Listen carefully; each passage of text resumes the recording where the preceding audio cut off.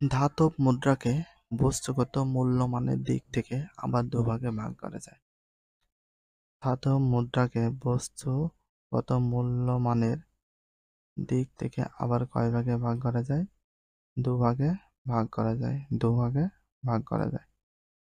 ধাতব মুদ্রাকে বস্তুগত মূল্যমানের দিক থেকে কয় ভাগে ভাগ করা যায়? দুভাগে ভাগ করা যায়। ভেরি ভেরি ইম্পর্টেন্ট বা বেস্ট অফ ইম্পর্টেন্স। দেখো, প্রামাণিক মুদ্রা। প্রামাণিক মুদ্রা ১ নম্বর হচ্ছে প্রামাণিক মুদ্রা, ২ নম্বর প্রতীক মুদ্রা। ২ নম্বর প্রতীক মুদ্রা। প্রামাণিক মুদ্রা বলতে বোঝায় যে মুদ্রা গলানোর মাধ্যমে ধাতু হিসাবে বিক্রি করলে দৃশ্যমান মূল্যের সমপরিমাণ মূল্য পাওয়া যায়।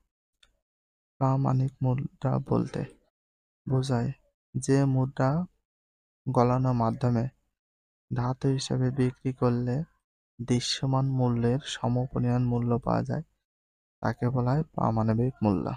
প্রামাণিক মুদ্রা, প্রামাণিক মুদ্রা, প্রামাণিক মুদ্রা। আর প্রতীক মুদ্রা বলতে বোঝায় যে মুদ্রার ধাতব মূল্য তার দৃশ্যমান মূল্যের চেয়ে কম থাকে। প্রতীক মুদ্রা কাকে বলে? যে মুদ্রার ধাতব মূল্য তার দৃশ্যমান মূল্যের চেয়ে কম থাকে। সাধারণত ধাতব মুদ্রা সরকার কর্তৃক পরিচালিত। তাহলে ধাতব মুদ্রা কারা পরিচালিত করে? সরকার।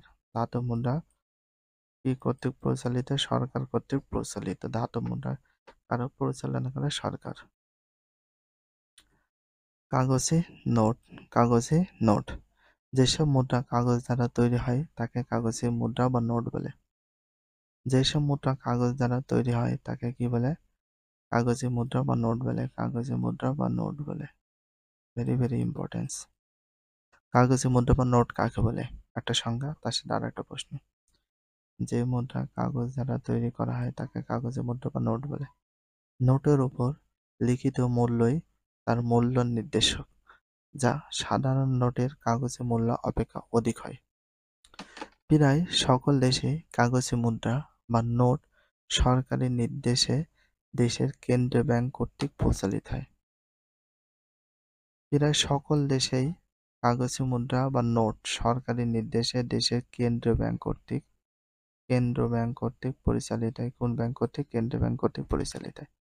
বাংলাদেশের কাগজে মুদ্রাগুলো হলো কি কি? দেখো, মেমোরাইজ করবা, এটা ভেরি ভেরি ইম্পর্টেন্স।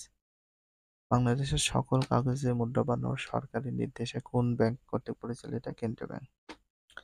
বাংলাদেশের কাগজে মুদ্রা হলো ১ টাকা, ২ টাকা, ৫ টাকা, ১০ টাকা, ২০ টাকা, ৫০ টাকা, ১০০ টাকা, বর্তমানে ২০০ টাকা আছে, ৫০০ টাকা, ১০০০ টাকার নোট, সবগুলো কাগজে মুদ্রা। এগুলো মেমোরাইজ করবা। তাহলে ১ টাকা, ২ টাকা, ৫ টাকা, ১০ টাকা, ২০ টাকা, ৫০ টাকা, ১০০ টাকা, ৫০০ টাকা, ১০০০ টাকা নোট। কাগজে মুদ্রাকে দুভাগে ভাগ করা যায়। কাগজে মুদ্রাকে কয় ভাগে ভাগ করা যায়? দুভাগে ভাগ করা যায়। কাগজে মুদ্রাকে কয় ভাগে ভাগ করা যায়? ২ ভাগে ভাগ করা যায়। Very very importance.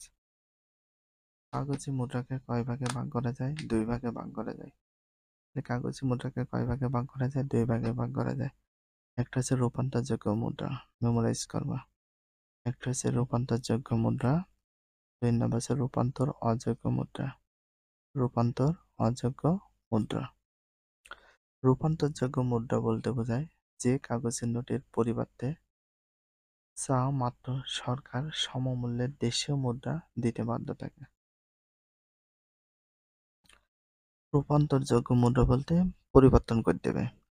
রূপান্তরযোগ্য মুদ্রা বলতে যে কাগজের নোটের পরিবর্তে চা মাত্র সরকার সমমূল্যের দেশীয় মুদ্রা দিতে বাধ্য থাকে, সেটাকে বলা হয় রূপান্তরযোগ্য মুদ্রা। বাংলাদেশের রূপান্তরযোগ্য নোটের ভিতর আছে ৫ টাকা, মুখস্থ করবা, ১০ টাকা, সবগুলো রূপান্তরযোগ্য, ২০ টাকা, ৫০ টাকা, ১০০ টাকা, ৫০০ টাকা এবং ১০০০ টাকার নোট, সবগুলো রূপান্তরযোগ্য, যখন তখন সমমূল্যে ভাঙিয়ে দিতে পারি। আর রূপান্তর অযোগ্য মুদ্রা বলতে বোঝায় যে কাগজের নোটের পরিবর্তে সরকারের কাছে থেকে কোনো বৈদেশিক মুদ্রা সোনা রূপা পাওয়া যায় না। আর রূপান্তর অযোগ্য মুদ্রা বলতে বোঝায় যে কাগজের নোটের পরিবর্তে সরকারের কাছ থেকে কোনো বৈদেশিক মুদ্রা সোনা রূপা পাওয়া যায় না, সেটা রূপান্তর অযোগ্য মুদ্রা বলে। বাংলাদেশের রূপান্তর অযোগ্য কাগজের নোট হলো 1 টাকা, 2 টাকার নোট। বাংলাদেশের, কোন দেশের? বাংলাদেশের অযোগ্য কাগজের নোট হলো 1 টাকা, 1 টাকা, 2 টাকার নোট। গ্রহণের বাধ্যবাধকতার দিক থেকে অর্থকে আবার দুভাগে ভাগ করা হয়েছে। গ্রহণের বাধ্যবাধকতার দিক থেকে অর্থকে আবার কয় ভাগে ভাগ করা হয়েছে? দুভাগে ভাগ করা হয়েছে। গ্রহণের বাধ্যবাধকতার দিক থেকে অর্থকে কয় ভাগে ভাগ করা হয়েছে? 2 ভাগে। গ্রহণের বাধ্যবাধকতার দিক থেকে অর্থকে আবার কয় ভাগে ভাগ করা হয়েছে? 2 ভাগে ভাগ করা হয়েছে। এক হচ্ছে বিহিত অর্থ, বিহিত অর্থ। 2 ব্যাংক হিসাব বা ব্যাংক সৃষ্ট অর্থ, ব্যাংক হিসাব বা ব্যাংক সৃষ্ট অর্থ, ব্যাংক হিসাব বা ব্যাংক সৃষ্ট অর্থ। Very very important, best of importance.